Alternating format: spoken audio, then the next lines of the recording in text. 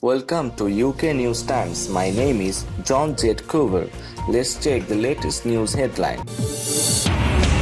Up to 190,000 could die in Africa if coronavirus containment fails, WHO. US endangering international multilateralism, Iran envoy. Pandemic inflicts historic US job losses as states struggle to reopen. Trump personally ordered marine incursion into Venezuela. Maduro. That was the headline. We now move on to the news in detail. But before that, there will be a request to like this video. Up to 190,000 people in Africa could die of coronavirus in the first year of the pandemic if containment measures fail, the World Health Organization (WHO) warned on Thursday. The UN Health Agency cited a new study by its regional office in Brazil, which found that between 83,000 and 190,000 could die and 29 to 44 million be infected during the period. The research is based on prediction modeling and covers 47 countries with a total population of 1 billion, the WHO said in a statement. Experts have consistently warned that Africa is particularly vulnerable to an outbreak due to weak health infrastructure, high rates of poverty, numerous rolling conflicts, and a proven susceptibility to previous epidemics. But the virus has been slow to spread across the continent, which has yet not recorded the soaring number of infections or deaths seen in Europe, the United States, and elsewhere. The model predicts the observed slow rate of transmission, lower age of people with severe disease, and lower mortality rates compared to what is seen in the most affected countries in the rest of the world, the statement said. The lower rate of transmission, however, suggests a more prolonged outbreak over a few years. WHO Africa Director Matsudisha Moiti said that while COVID-19 likely won't spread as exponentially in Africa as it has elsewhere in the world, it likely will smolder in transmission hotspots. COVID-19 could become a fixture in our lives for the next several years unless a proactive approach is taken by many governments in the region, he added. We need to test, trace, isolate, and treat. Smaller countries as well as Algeria, South Africa, and Cameroon were at particularly high risk unless effective containment measures were enforced, the WHO said. Africa has so far recorded 53,334 cases and 2,065 fatalities out of a global death toll of nearly 267,000 according to an AFP tally. Several countries have put confinement measures or lockdowns in place, but others have not, and some are considering lifting restrictions. Nigeria lifted the lockdown in Africa's most populous city, Lagos, earlier this week, while South Africa started to ease its measures last week. Iran's ambassador to the United Nations says the US has endangered multilateralism across the world through its contemptuous treatment of international organizations and international law. Majid Takht-e-Revanti made the remarks addressing a virtual meeting at the United Nations Security Council that was marking the 75th anniversary of the end of the World War II in Europe, in New York on Friday. The envoy pointed to the US's withdrawal from various international treaties, including the Joint Comprehensive Plan of Action (JCPOA), a 2015 nuclear agreement between Iran and world powers that the Security Council has endorsed in the form of Resolution 2231. The United States unilaterally and illegally left the JCPOA in May 2018 and began reinforcing the sanctions that the deal had lifted. Washington has also been threatening other countries into toeing a sanctions line and break their trade ties with the Islamic Republic, reminding the poignant lessons that were taught by World War II. Dr. Aravanci stated the US's actions as clear modern-day instances of systemic contempt for the international law. Such policies have posed a challenge to multilateralism and jeopardized countries' collective interest, he said.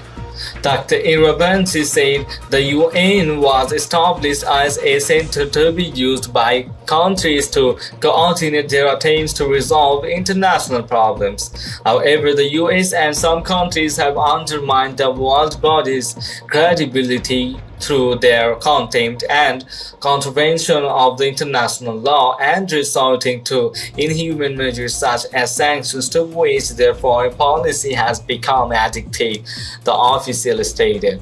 He finally called for the reinforcement of the rule of law across the world as well as international cooperation and interaction as means of doing away with the challenges that multilateralism has been faced with.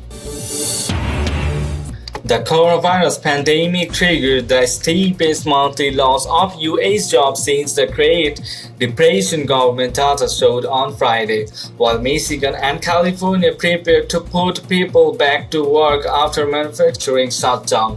Labor Department data of April showed a rise in U.S. unemployment to 14.7%, up from 3.5% in February, demonstrating the speed of the U.S. economic collapse after stay-at-home policies were imposed in much of the country to curb the pathogen's spread.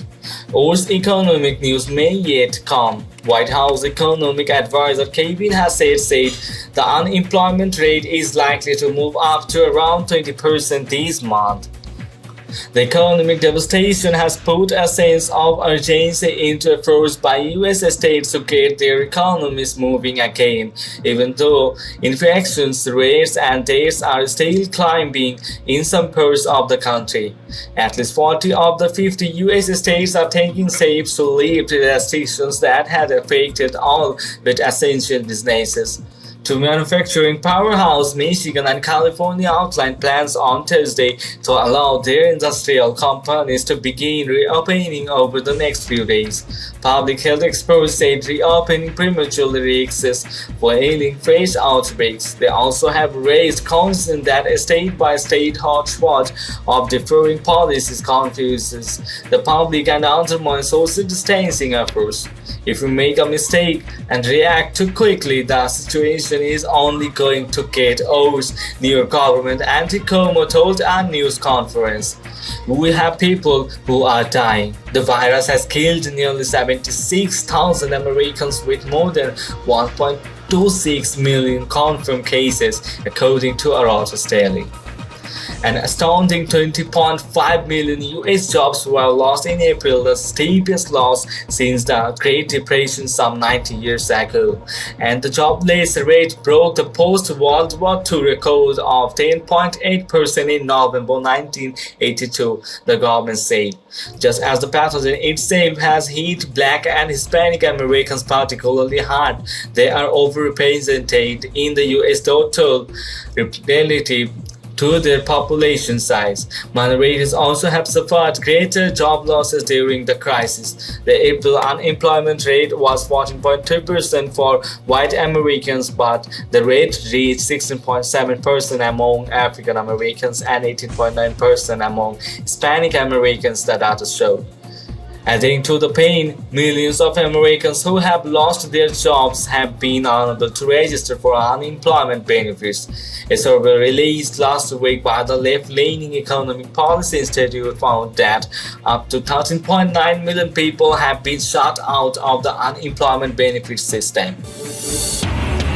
Venezuelan President Nicolas Maduro says there is evidence his American counterpart Donald Trump personally ordered the recent military raid on the Latin American country, arguing that Washington swiftly cut remaining ties with Caracas thereafter.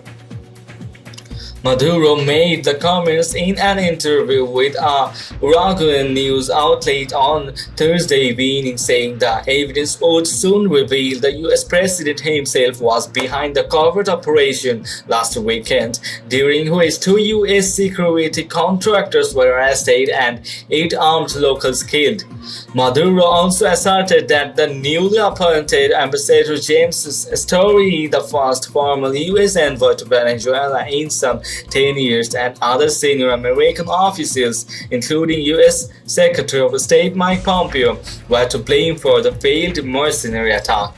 James Story has his feet, his hands, and his whole body in these armed incursions, the Venezuelan president said, adding that confidential documents would soon be released proving their complicity. Maduro went on to say that there had always been communication channels between Caracas and Washington, even when bilateral ties hit their lowest points. However, the US administration has been silent since the botched incursion attempts last weekend. They do not answer WhatsApp phone, they are silent, he said. We had 3 communication channels with 3 officers from the Trump administration. We have sent messages to them but gained no answer. Maduro stressed that it was impossible that after 48 hours, Washington had declined to share information about the mercenary attack directed by the US against Venezuela. Trump has so far few comments on the failed marine incursion, telling reporters at a White House briefing that his administration was aware of the situation but claimed it has nothing to do with our government. In a state television address on Monday, Maduro said authorities had detained 13 terrorists involved in the attack, including 2 Americans. The 2 US citizens were identified as Arian Berry and Luke Denman. Maduro showed the US passports and other identification cards belonging to Berry and Denman, noting that they had been working with Jordan Gargio, an American military veteran who leads the Florida-based security firm Silvercrop USA. Gaudreau later admitted that Berry and Denman were working with him in the operation. Denman said in a public interrogation on Venezuela State TV on Wednesday that the purpose of the military operation was to seize an airport to Caracas and whisk Maduro back to the US, where he is accused of narco-terrorism charges. Maduro said the Venezuelan authorities had been aware of the plot, which he said was coordinated with Washington and aimed to oust him before its execution.